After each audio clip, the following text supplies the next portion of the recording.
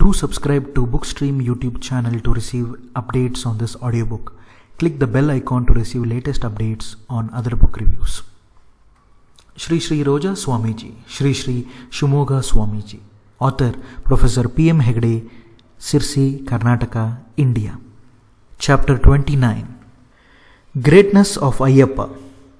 After Swamiji's marriage, he established his own beetlenet shop and earned crores of rupees. When the rate of arcanet decreased, he sold everything and paid the loan. Then he started Shabari Supari Company. There also, by the theft of servant boys, he got disgusted and decided to make beetle powder and pockets by using industrial machines. For the inauguration ceremony of the arrival of new machines, District Commissioner and Special DC, Mr. Jyotiramalingham, IAS, was invited. In the evening, all were ready, waiting for lighting the lamp. At that time, a telephone call came. From Swamiji's neighboring house, Mr. Narayana Bhatt phoned and told him that his elder son, Shabrish, had fallen from upstairs and that he should come immediately. By nature, Shabrish was mischievous. It was common for him to fall and get injured. Swamiji did not pay serious attention to that. The call started coming often, asking Swamiji to come home immediately. Swamiji felt that there was some trouble. Shabrish, who had fallen unconscious from upstairs, was taken to Sharavati nursing home and admitted by Mr. Parthasarathi, a physics lecturer, and Mr. M.R. Satyanarayana, an English lecturer, who were residing in the nearby houses. When Swamiji came to the nursing home, the doctor was investigating. Swamiji, seeing his son Shabrish, said twice in his ears, "Swami Sharanam, Swami Sharanam." He urged him to repeat it on and on. The doctor was telling how could he say it as he was not having any consciousness. Swamiji did not give any attention to doctor's words. At last, Shabrish, in his unconscious state of mind, uttered Swami Sharanam. Shabrish was taken to a pediatrician.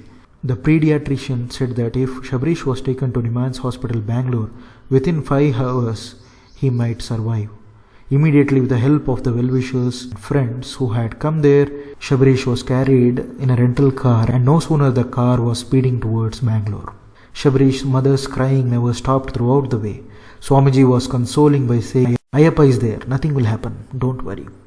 It must have been half an hour after they left Shimoga. There was a railway gate. When they were about to cross the railway gate, the guard closed the gate. It was the time for the train's arrival. All of them, including the car driver, informing him about the child's condition, requested the railway employee in many ways to open it. Swamiji had never requested from anybody in this way. Every moment was rolling by.